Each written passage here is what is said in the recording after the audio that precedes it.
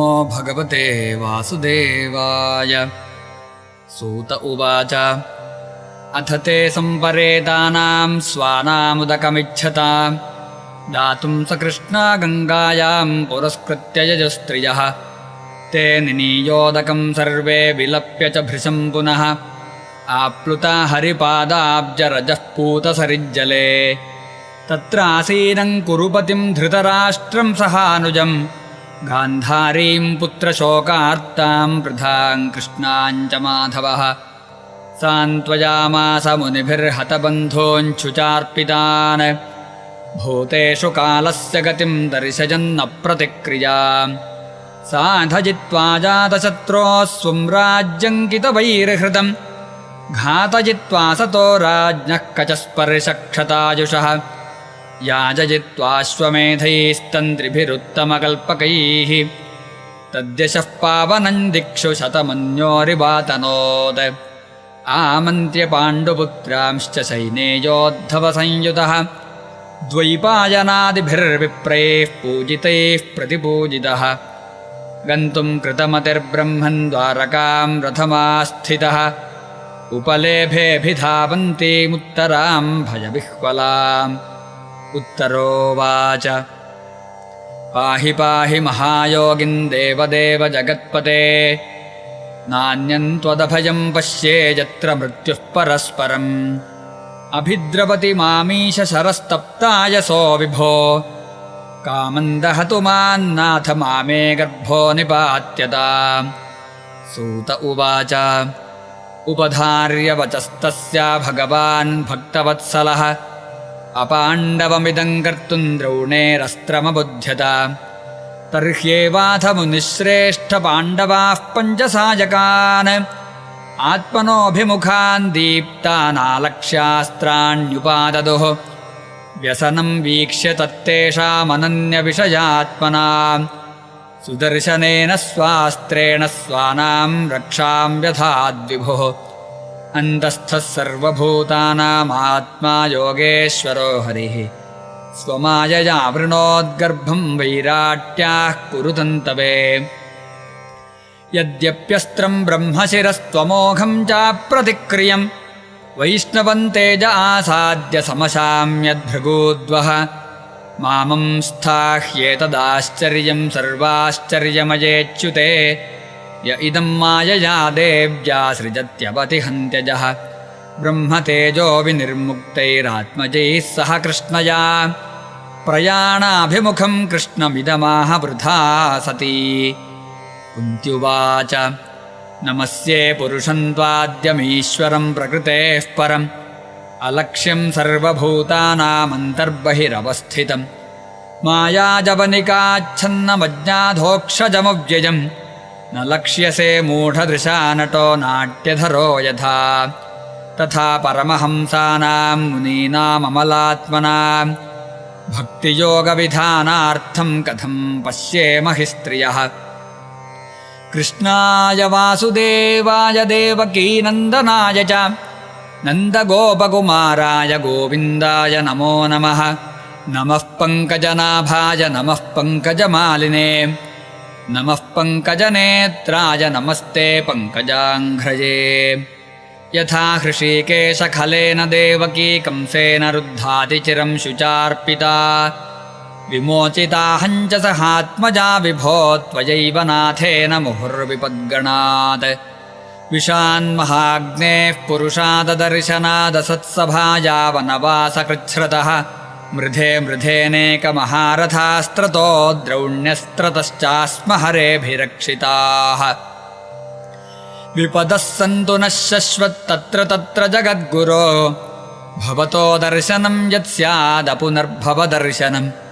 जन्मैश्वर्यश्रुतश्रीभिरेधमानमदः पुमान् नैवार्हत्यभिधातुं वै त्वामकिञ्चन गोचरं नमो किञ्चन वित्ताय निवृत्तगुणवृत्तये आत्मा रामाय शान्ताय कैवल्यपतये नमः। मन्ये त्वां कालमीशानमनादिनिधनं विभुं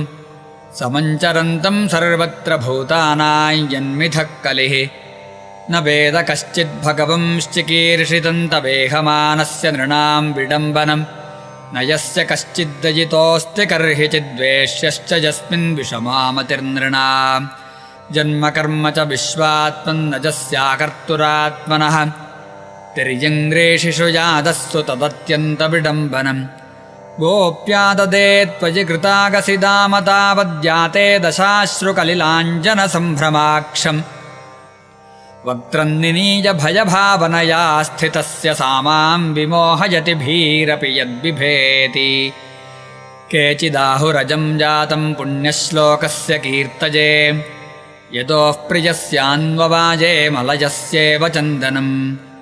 अपरे वसुदेवस्य देवक्यां याचितोऽभ्यगात् अजस्त्वमस्य क्षेमाय वधाय च सुरद्विषाम् भारावतारणायान्ये भुवो नाव इवो दधौ सीदन्त्या भूरि भारेण जातो ह्यात्मभुवार्थितः भवेऽस्मिन् क्लिश्यमानानामविद्याकामकर्मभिः श्रवणस्मरणार्हाणि करिष्यन्निति केचन शृण्वन्ति गायन्ति गृह्णन्त्यभीक्ष्णशः स्मरन्ति नन्दन्ति तवेहितञ्जनाः त एव पश्यन्त्यचिरेण तावकं भवप्रवाहोपरमं पदाम्बुजम् अप्यद्यनस्त्वं स्वकृते हितप्रभो जिहाससि स्वित्सुहृदोऽनुजीविनः येषान्न चान्यद्भवतः पदाम्बुजात् परायणं राजसु योजितां हसा केवजन्नामरूपाभ्यां यदुभिः सह पाण्डवाः भवतो दर्शनं यर्हि हृषीकाणामिवेशितुः नेयं शोभिष्यते तत्र यथेदानीं गदाधर त्वत्पदैरङ्किता भाति स्वलक्षणविलक्षितैः इमे जनपदाः स्पर्धाः सुपक्वौषधिविरुधः वनाद्रिनद्युदन्वन्तो ह्येधन्ते तव वीक्षितैः अथ विश्वेश विश्वात्मन् विश्वमूर्ते स्वकेषु मे स्नेहपाशमिमं छिन्धि दृढं पाण्डुषु कृष्णिषु त्वयि मेऽनन्यविषया मतिर्मधुपते सकृत् रतिमुद्वहता दद्धा गङ्गे वौघमुदन्वती श्रीकृष्णकृष्णसख वृष्णिषभावनिधृग्राजन्यवंशदहनानपवर्गवीर्य गोविन्द गोद्विजसुरार्तिहरावतार योगेश्वराखिलगुरो भगवन्नमस्ते। सूत उवाच